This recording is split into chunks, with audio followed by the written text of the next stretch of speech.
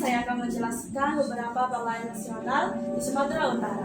Yang pertama, Lafran Pane, lahir di Sepiro, Kabupaten Tapanuli Selatan pada tanggal 5 Februari 1922. Penetapan SK Presiden nomor 115 TK 2017 pada tanggal 6 November 2017. Yang kedua, Dr. Ferdinand Tumban-Tobing, lahir di Desa Sibuan, Kabupaten Tapanuli Tengah pada tanggal 19 Februari 1899. Penetapan SK Presiden nomor 361 tahun 1962 pada tanggal 17 November tahun 1962. Yang ketiga, KH Jainul Arifin Pohan, lahir pada 2 September tahun 1909 di Barus, Kabupaten Tapanuli Tengah. Penetapan SK Presiden nomor 35 tahun 1963 pada tanggal 4 Maret 1963. Yang keempat, Abdul Haris Sasution, lahir di Desa Huta Bungkut, Kecamatan Kota Nopan, Kabupaten Mandailing, Natal pada tanggal 3 Desember 1918. Penetapan SK Presiden nomor 73 TK 2002 pada tanggal 6 November 2002. Yang kelima, Tahi Bonar Simatupang, lahir di Sidikalang, Kabupaten Dairi pada tanggal 28 Januari 1920. Penetapan SK Presiden nomor 68 TK 2013 pada tanggal 6 November 2013. Yang keenam, Jamil Ginting, lahir pada 12 Januari 1921 di Desa Suka Tiga Panah, Kabupaten Karo. Penetapan SK Presiden nomor 115 TK 2014 pada tanggal 6 November 2014. Yang ketujuh, Donald Izajuus Panjaitan, lahir di Desa Sudorang, Balige, Kabupaten Toba pada tanggal 10 Juni 1925. Penetapan SK Presiden nomor 111 Koti 1965 pada tanggal 5 Oktober 1965. Di sini saya akan menjelaskan beberapa koran pers Sumatera Utara. Yang pertama, Pusaka, terbit pada tahun 1925 sampai dengan tahun 1930. Jadwal terbit mingguan di Sibolga. Yang kedua, Dunia Baru, terbit pada tahun 1926. Jadwal terbit mingguan, redaksi Sinsekai di Medan. Yang ketiga, Panito Batam, terbit pada tahun 1927 sampai dengan tahun 1928. Jadwal terbit sekali seminggu di Tarutung. Yang keempat, Sipiro Pardomuan. Sipiro Pardomuan terbit pada tahun 1927. Jadwal terbit bulanan, redaksi Sultan Pangurabaan di Sipiro. Yang kelima, Suara Islam, terbit pada tahun 1927. Jadwal terbit mingguan, redaksi H. Mahmud Ismail Lubis di Pangkal Brandan. Yang keenam, Bintang Batam, terbit pada tahun 1928. Jadwal terbit bulanan, redaksi GPH Siagian di Sibolga. Yang ketujuh, Taman Guru, terbit pada tahun 1931. Jadwal terbit mingguan, redaksi Sultan Pangurabaan di Padang Sidimpuan. Yang kedelapan, Lentera, terbit pada tahun 1931. Jadwal terbit mingguan di Pematang Siantar. Yang kesembilan, Benteng Andalas, terbit pada tahun 1931. Jadwal terbit 3 kali seminggu, redaksi Saleh Cemar di Medan. Yang kesepuluh, Suara Ibu, terbit pada tahun 1932. Jadwal terbit mingguan di Sibolga.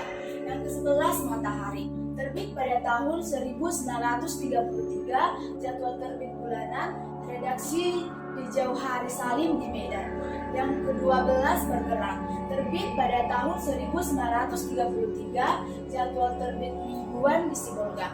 Yang ke-13, Penerangan, terbit pada tahun 1934. Jadwal terbit 3 kali seminggu di Tarutung. Yang ke-14, Panji Islam, terbit pada tahun 1934. Redaksi J. Zainal Abidin Ahmad. Yang ke-15 Mutiara, terbit pada tahun 1934 sampai dengan tahun 1936, jadwal terbit 2 kali seminggu.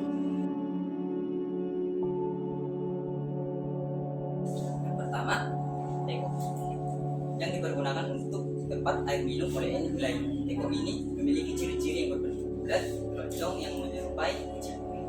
Yang kedua, paromasan yang dipergunakan untuk menyimpan perhiasan oleh enik sebaliknya.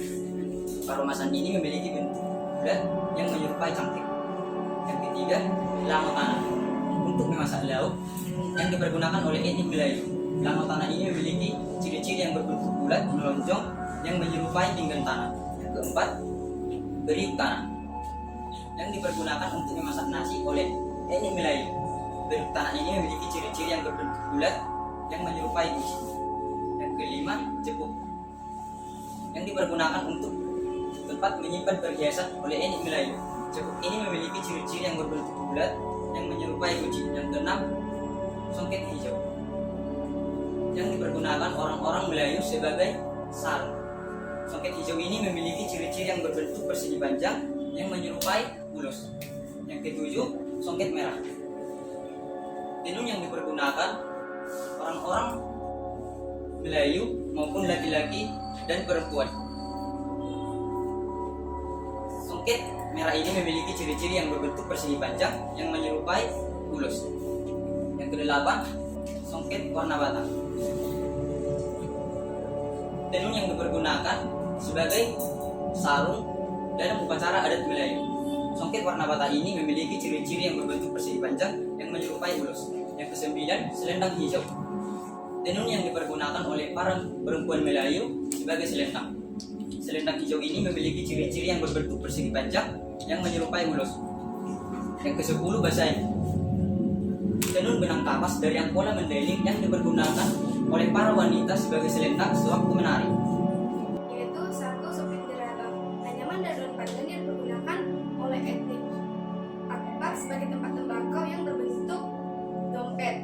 Dua, tutuhao, alat musik pukul dari Nias yang terbuat dari seros bambu kauko yang sudah tua, digunakan sewaktu mengiringi pencak silat yang berbentuk seperti tabung, tingginya kurang lebih 70 cm. 3. Biola, alat musik gesek yang sebenarnya berasal dari barat, namun kemudian dijadikan pembawa melodi orkes Melayu yang berbentuk seperti biola pada umumnya.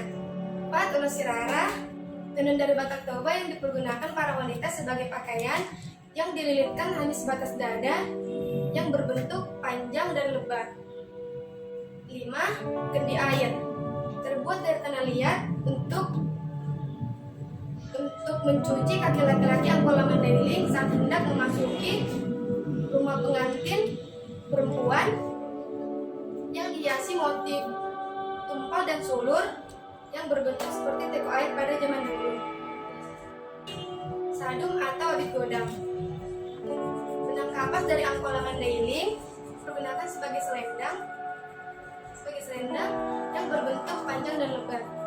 7. Oles gobar, tenun yang dipakai untuk menyelimuti bahu kedua pengantin pak-pak dalam upacara perkawinan yang berbentuk persegi panjang. 8. Ulos bintang maratur, tenun dari Batak Toba yang digunakan sebagai selendang dalam upacara adat Batak Toba yang berbentuk panjang dan lebar. 9. Panci, untuk memasak sayuran oleh etnik Nias yang berbentuk bulat. 10. Hiasan kepala dari perak yang disebut emas dipergunakan oleh pengantin wanita Nias yang berbentuk lingkaran. Lantai 1 bagian kanan. Di sini saya akan menjelaskan beberapa koleksi yang ada di rumah ini.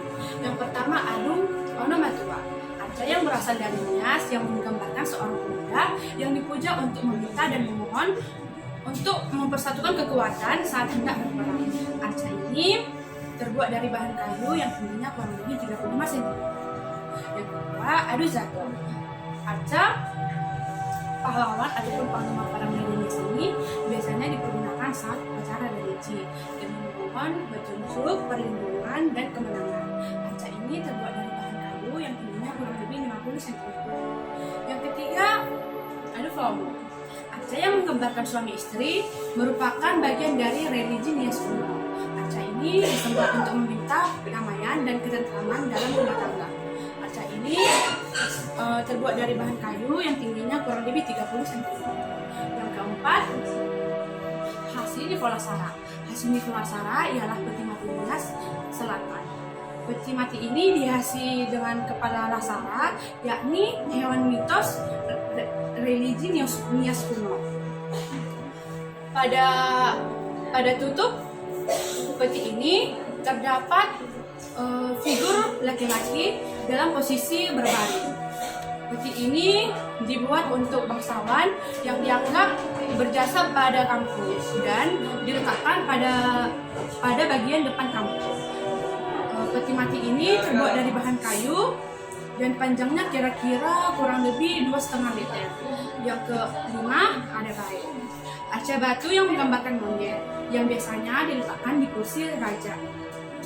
Sebab monyet melambangkan raja yang tangkas, pelindung, serta mempertanggungjawabkan rakyatnya.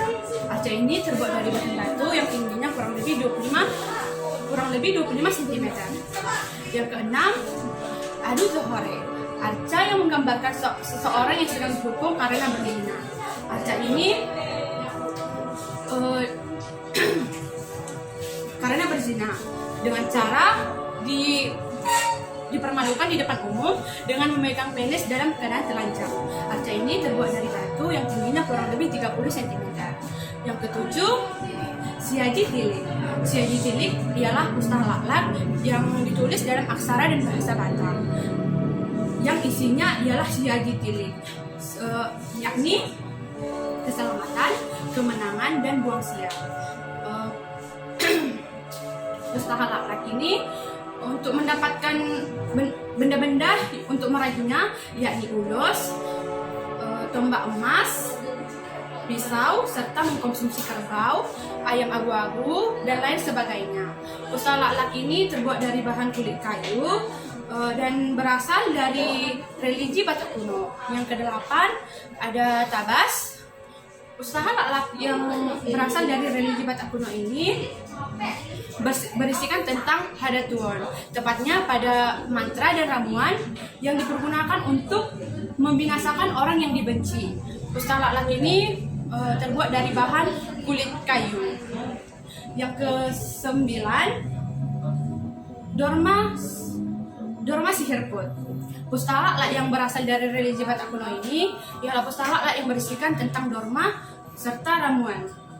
Yang pada Dorma Sihirput ini tertera pesan Datu kepada muridnya, yakni cara membuat lawan saling curiga, cara membuat hamba menjadi patut kepada aturan. Pustaka lakhlak ini terbuat dari bahan kulit kayu. Yang ke-10, uang token. Sejumlah perkebunan yang ada di Sumatera Timur ini memproduksikan mata uang khusus, yakni hanya berlaku pada perkebunan tersebut. Mata uang ini disebut sebagai uang token. Uang token ada yang berbentuk persegi 6, dan lingkaran. Dan bahannya terbuat dari bahan logam dan kertas.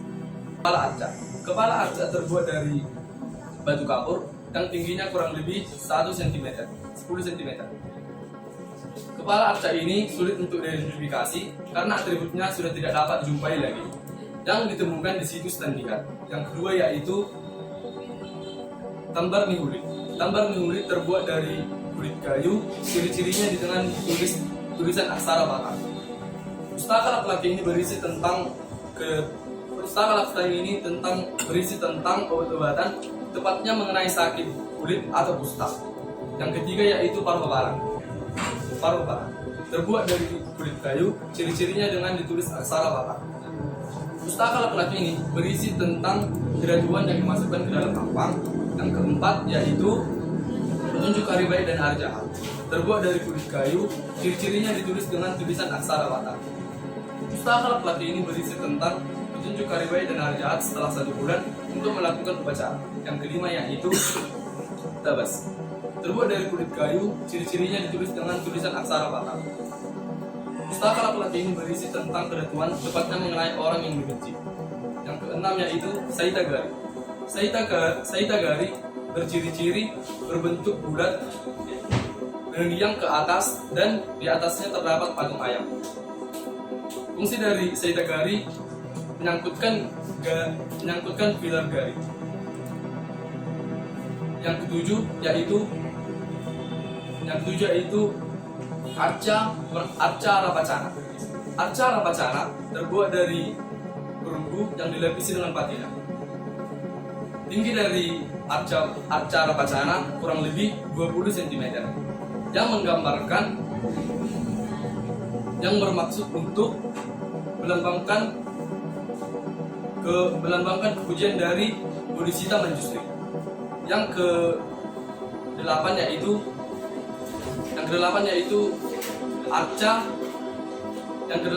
arca Patnalima. Terbuat dari perunggu yang dilapisi dengan patina. Tingginya kurang lebih 10 cm. Yang salah satu dari arca tempat untuk dari Avatara Avalokiteswara yang ditemukan di situs Tandikat.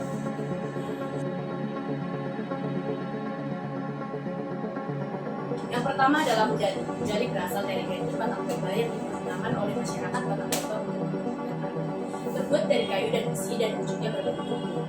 Yang kedua adalah hortuk. Hortuk berasal dari etnik Batak Toba yang digunakan oleh masyarakat Batak Toba untuk membuat kubak pada kayu. Terbuat dari kayu dan besi dan ujungnya berbentuk lengkap. Yang ketiga adalah tumpuk. Tumpuk berasal dari etnik Batak Toba yang digunakan oleh masyarakat Batak Toba untuk menangkap ikan di perairan yang dangkal. Terbuat dari bambu dan jaring dan berbentuk kerucut. Yang keempat adalah untok. Untok berasal dari etnik Batak Toba yang digunakan oleh masyarakat Batak Toba untuk menyebut burung dan hewan lainnya. Anak sempitan terbuat dari bodong atau berpah benau. Panjangnya kurang lebih 1,5 meter.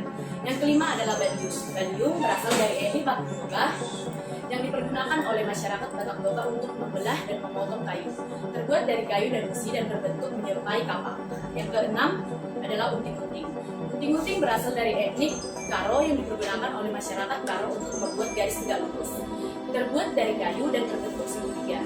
Yang ketujuh adalah pisau kalasen.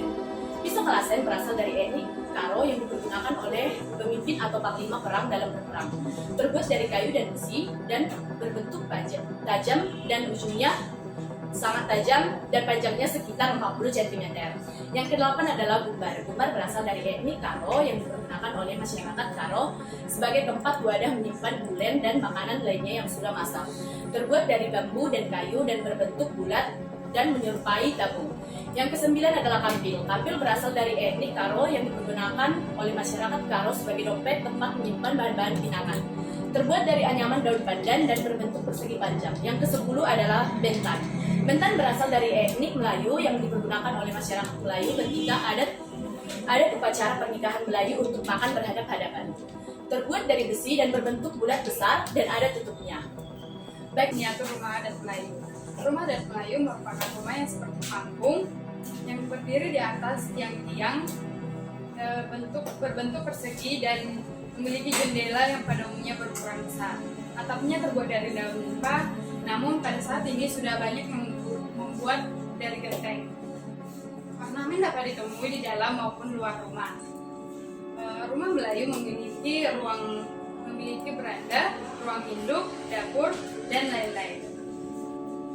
Tinggi dari setiap ruangan berbeda-beda sehingga ada ruangan yang memiliki atap tersendiri. Yang kedua, tagakan. Alat yang digunakan oleh etnik Batak Toba untuk tempat lampu teplok. Bentuknya seperti monas dengan di atasnya yang terbuat sebagai tempat lampu. Yang ketiga, ada unting-unting. Alat yang digunakan oleh etnik Karo untuk membuat garis tegak lurus. Bentuknya segitiga dan terbuat dari kayu. Yang keempat ada Tumpuk, alat yang digunakan oleh masyarakat Toba untuk menangkap ikan di perairan dangkal seperti sungai, danau, dan lain-lain.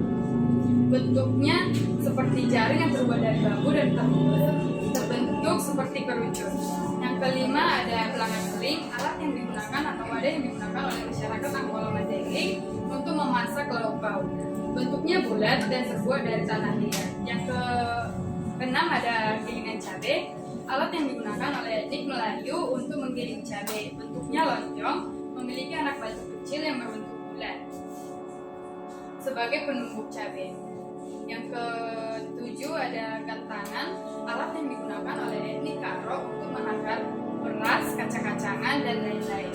Bentuknya seperti tabung, tingginya sekitar kurang lebih 15 sampai 20 cm dan terbuat dari kayu. Yang ke-8 boros pati, ornamen dari Batak Toba yang menyerupai hewan ceca atau kadal.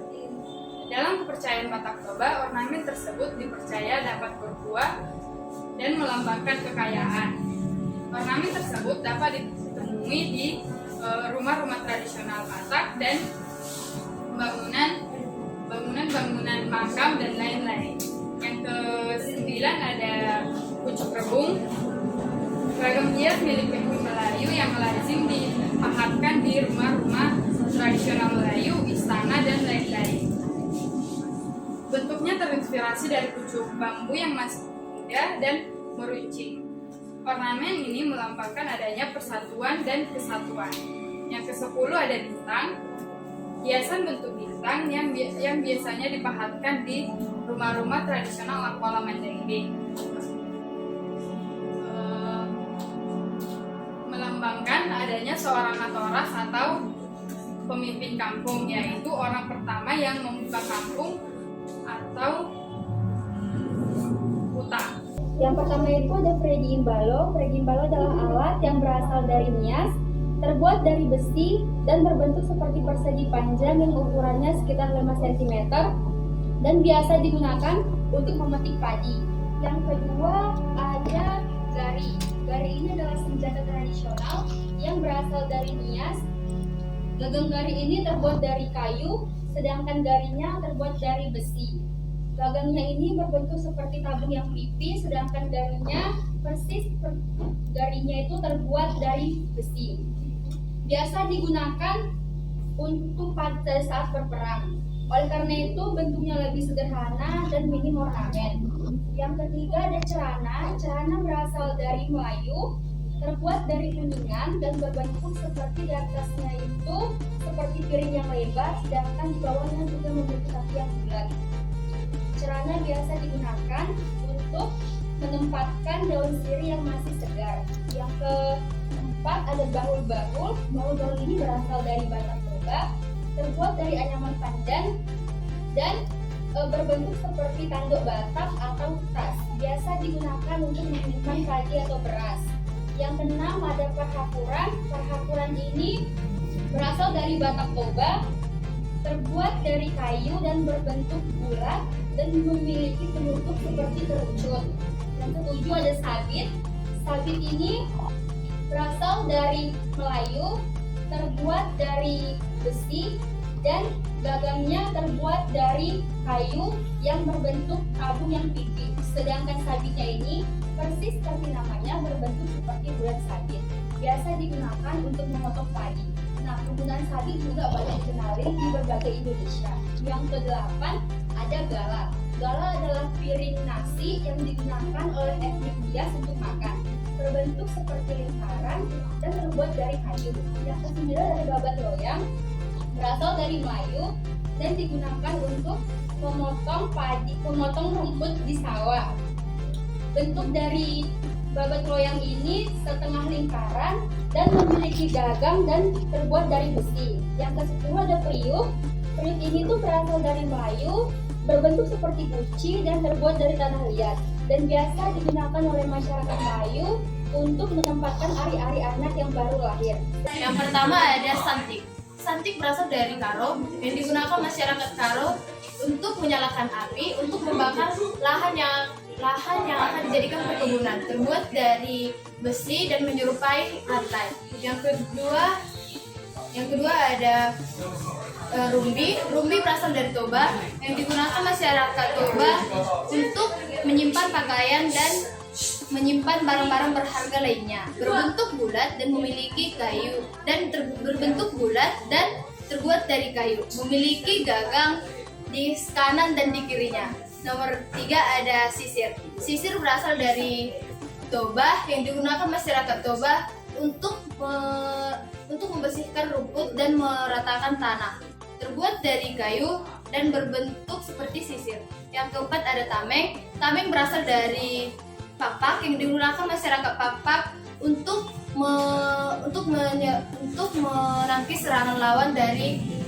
menangkis serangan dari lawan. Yang terbuat dari kayu dan berbentuk lonjong. Yang kelima ada rawit. Rawit berasal dari Karo yang digunakan masyarakat Karo untuk memotong mayang enau yang baru diambil nirainya. Terbuat dari kayu dan besi, berbentuk sedikit panjang dan sedikit runcing. Yang keenam ada periuk. Periuk berasal dari yang ketujuh ada periuk. Periuk berasal dari Melayu yang digunakan masyarakat Melayu untuk menyimpan ari-ari anak yang baru lahir. Terbuat dari tanah liat, berbentuk bulat dan memiliki penutup di atasnya.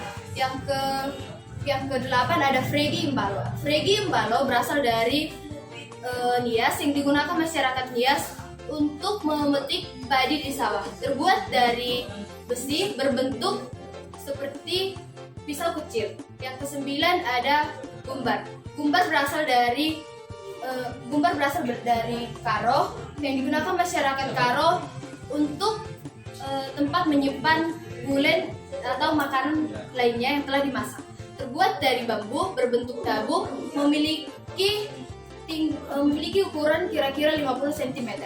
Yang terakhir ada bentan. Bentan berasal dari Melayu yang digunakan masyarakat Melayu ketika di acara pernikahan adat Melayu. Terbuat dari kuningan, berbentuk bulat dan memiliki tutup di atasnya. Itulah sedikit penjelasan.